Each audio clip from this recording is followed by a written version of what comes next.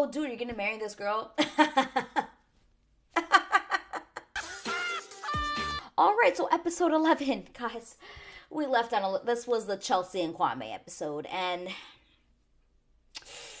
yeah, let's just get into this episode because man, oh man, the red flags were flying, and poor Chelsea, just poor Chelsea. Episode starts off with it's 2 days until the wedding, guys. 2 days until the weddings. We start off with Kwame and Chelsea. It's the morning of, not of the wedding, of just like a morning, and basically it seems like they had a really like a deep conversation before this. That's what it kind of looks like. But Kwame, or Chelsea, excuse me, basically starts off by saying, hey, like I wanted to take your name, and then you told me that I can't do that, or that I shouldn't do it until you have your mom's permission or approval, etc., etc. And he basically just keeps saying that next year is just going to be really hard. And Chelsea's like, listen, we can't predict what next year is going to be like. Yeah, we could have a lot of different hard years in our life, but we can't really go into this next year thinking that it's going to be the hardest of our lives. Because, yeah, like there will be adjustments, but, you know, we have to go into it with a little bit more of a positive mindset. And I'm like, girl, this man is telling you everything you need to know. He is literally telling you that he is not ready. It is just red flags everywhere. Red flags. Just red flags. Girl, just run. Just run from this relationship. She's not, because we already know how the end of this episode ends, and we will get to that. But it's just so obvious that he's just not ready and that he's going to say no. And it's really, really sad because she's so happy with him. She really believes that this is her person. Like, this episode, all it showed was that this person is so confident. So confident. And it's a little sad, but he just basically keeps talking about how important the approval of his mom is. Like, you know, like I've known, you know, this woman for 32 years. She raised me, and I don't want to just throw away her opinion like that. And I'm like, oh my God. Like, I get it. That sucks not having your parents' approval. But Chelsea, with what he's saying, like it's obvious that he is not going to be comfortable saying yes if his mom is not on board. It's honestly, if he says yes,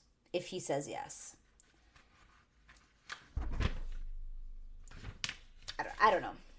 Anyway, so we move on to Bliss and Zach. They're like in a hot tub, you know, having a good old time, and which is funny. They're not a very like coupley couple. Like I've never seen them kiss. I never see them like cuddled up together or really like close or like kissy or anything. Like I never ever see them like that. But it's weird because they still really believe that they are each other's soulmate, that they are each other's like perfect match. They really have a connection when they're talking and looking at each other. Like, you see something there. It's just that I never see them like very physically together. Maybe that's just like they don't like PDA, or they don't feel comfortable in front of the cameras. I don't know what it is, but that's like the one main thing that I've always noticed about them, is that they're not very like, ooh, like I love you. Like they're very like, you're my soulmate, dead face. But Bliss is talking about divorce and how they both come from families of divorce, and that's something that they don't want to do, that they do not want to put their kids through, that they do not want to do. They discuss the differences of being married and commitments, and Zach says this one thing about how if he makes a decision, he's going to commit to it, and she doesn't really like what he says, because he's just like, well, your first decision was to be with somebody else. And this always goes back to, if Irina had not treated him like dirt in that week in Mexico, or whatever, how many days they were there, would he still have been with her because he was like, well, I made this decision, I have to see it through, even if he didn't feel that connection? Or would he have still broken up with her because that connection wasn't there? Is it only because she treated him like dirt that he was like, well, this clearly isn't working out? That is always something that's always going to be in the back of my mind, of like, because especially after what he says, like, well, if I make a decision, I'm going to commit to it. I'm like, well, I don't know. With Arena, that still comes in my mind. I don't know. So, yeah, we just have, you know, he tells her, like, you know, you just have to, you know, I'm being honest with you. You have to trust me that, like, I just want to be with you. Like, I want to marry you, etc., etc. And you can just say that, like, Bliss still kind of has her reservations with that, but she really does believe that this is her person. We moved to Brett and Tiffany meets Brett's dad and brother, and it was a really beautiful conversation. Again, this couple, I can't say it more and more and more about how they are going to get married. Like, they have to get married, and that they are perfect for each other. Just like the way they mix with each other's friends, with each other's families, you could just see the connection. Everyone's just so grounded. It feels so real. It feels like, oh, it's just there. They meet his dad, and the dad is so sweet. He's just like, he asks, or the brother asks her about like her upbringing. Like, did you grow up rich? Like, what was your thing? She's like, no, like, my parents definitely had to work to give, like, I guess her sisters, or I don't know who her siblings are, a better life. And, she didn't like come from like wealth or anything like that, because their family, as we have heard, has been a lot of generational poverty. So it was really nice for them. I think they felt a lot more comfortable talking to her.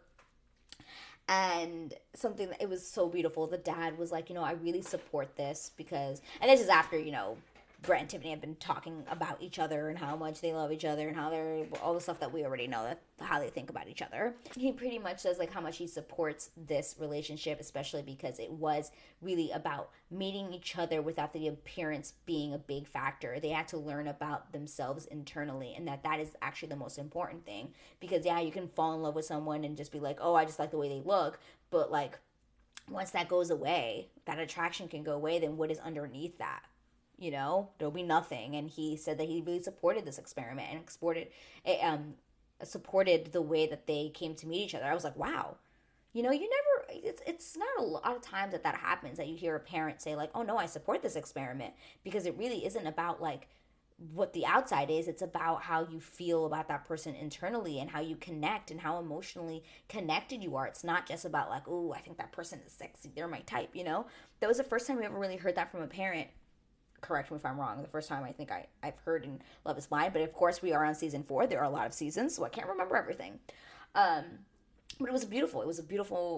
They all connected together, the brothers and the brother and the dad, and I loved it. It was great. I felt so happy for them as a couple. Then we go on to Paul and Micah, who are getting ready for their bachelor parties, and Paul is going to be leaving because it's the night before the wedding or whatever, or something like that, so they have to be separated. And we find out that like supposedly they're like always missing each other. Like, Micah could be in another room and she's like, oh, I miss you, and I'm like, oh god, I don't. You serious? I don't know how much I really believe this. I don't know how much I really feel about this, but Paul seems to say that they miss each other and that they love each other, and I'm like, okay, if you say so. Again, mixed bag. So we have the guys at their bachelor party and the girls at the bachelorette party, and man, oh man, and of course this is like what they always do with most things like this, is like they'll like have the guy talking to their friends about what they think about their person, and then it's the opposite with the girl talking about what they feel. And then this is again where we had the differences between Chelsea and Kwame, and this is like the main couple I want to highlight in this, because I felt like there was just so much to be said with what they were each saying about each other, which we already know, but it just proved it even more. You have Chelsea talking to her friends about being like, this is the man for me, he loves me for me, he's like everything I've ever wanted. Like, she is so infatuated, so quote unquote desperate for love. She really believed that this is the person for her more than anything. And then you've got Kwame talking to his friends, who is pretty much being like, oh, I hate to say it, Seattle's overpriced. Ha ha ha. Like, I don't know if I could live here. He's still, grappling with the fact that he doesn't know if he even likes living in Seattle. And he's just like kind of like making fun of Seattle. And I'm just like, oh God, this is just bad. It's just bad. And then what makes it worse, guys, one of his friends asked him like, oh, so are you going to say yes to Chelsea? Because if you don't, you're missing out, man. Like, are you going to say yes? And all Kwame does is laugh. In his weird, and people call it the corporate laugh or something like that. It's so funny. I've been seeing in other people's comments and in other videos about people laugh, like talk about Kwame's laugh, because it is very much a mask for how he's really feeling. And he's laughing.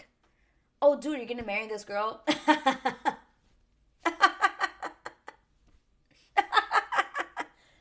Does that sound confident?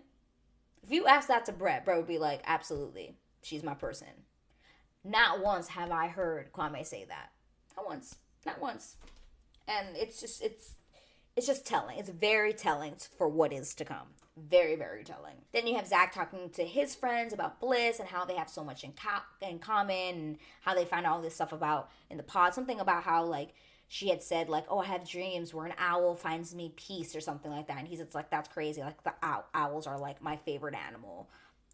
Wow. And so he's like, wow, like, it was, like, meant to be. And then something about, like, I do remember this when they were watching it about, when I was watching the couple first episodes when they were talking about the song. There's, like, this one song that is, like, the song that he wants to dance to at his wedding is the same song that she wanted to dance at her wedding. So that was, like, also another way of him being like, oh my God, this is destiny. Like, we're meant to be kind of thing. Then we have Bliss talking about him and how she really feels like he is her person, even though she does have, some doubts with the whole situation that happened with Arena, which we all know. Just more reiteration about that. We have Brett, of course, continuing to be all deep and about knowing how he's in love with Tiffany. The man is just... That is the bar. The man is the bar for every season to come. Any man who does not talk about their person the way he does in any future season, you ain't making the cut. Brett has put up a bar for the men that need to be on this season. The type of people we want to see. Then we have Tiffany as well, feeling like that she has met her match and that she is in love with him, and she hopes he doesn't say no. I'm like, oh no, don't worry. He won't be saying no. And I know they keep teasing us in these freaking trailers with Tiffany crying and all this stuff, and then like with like weird like Brett kind of saying these weird words, and you just have like video of her crying, and I'm like, she's probably crying because she's like, I can't believe I met the person of my dreams. Like, highly doubt she's crying out of sadness. Like, is this crying out of happiness? But they're making it seem like it's not. We also have Paul saying that he thinks he's in love with Micah. He feels like that he is, and I'm like, oh God. Again with the thinking, again with that. I don't think they're actually sure. And then again, we have Micah just being incredibly drunk with her friends. And this is where you can just see the, like, difference in maturity between both of them. Like, you don't have Paul, like, running around everywhere and, like, being drunk with his guy friends at his bachelor party. You have Micah just being incredibly drunk and, like, dialing him on the phone and not talking full sentences. And it just felt so, like, ugh. Like, I was like, what is this behavior? And he's like not understanding what she's saying. It just wasn't a good look. You have her friend Shelby, who's still not on board, who's still just like, I don't think this is it. All this madness. And Micah's just like, no, like, I love him, and I don't care if you don't understand, but like, you guys weren't there. Like, I spoke to him like 20 hours a day in the pods. Like, you don't know who he is. I do. Again, I will say, until episode 12 comes up, they are a mixed bag to me. I have no idea. But guys, we get to the main last 20 minutes of this episode, which were, I think, personally dragged out because they wanted it to go into the finale, episode 12, because I felt like this part of there was 20 minutes left of the episode. I'm like, oh, okay, so we're going to get the yes and no. But it wasn't like that. It was like we only got one person's. I think it was kind of like, it was very much the exact way as what they did with Nancy and Bartiste. Very similar, where it was like one person says yes, another person says, and cliffhanger. So it was very similar to that. But I did feel like it was a little bit stretched out because they wanted to just like dramatize it. And dramatize it, is that the word? You know what I'm saying. But Chelsea and Kwame are the first to get married. Well, I don't know if they actually get married, but the first to walk down the aisle, which I was shocked. I thought it was going to be Tiffany and Brett, but it was not. So we have Chelsea show up, and she's so optimistic. She's crying. She's so happy. It is so clear that she is not going to say no. She's talking about how she loves this guy and all this stuff. She sees her flowers. This woman has dreamed of this day. She has dreamed of this day that she was going to walk down the aisle to the person that she loves. And granted, I'm that person. I can't wait for the day that I get to wear my wedding dress. I cannot wait till that day. But this woman is so weak and so in love with this man. She's just missing the red flag. She really is. But, we have that. And then we just have, like, the complete opposite of, like, she's, like, crying, like, he's my person. Oh, my God, I love him so much. And then you got Kwame on the other side being like, yeah, today's the day I get married. And, if I leave single, then I'm probably just going to be going to Vegas right after this. I said,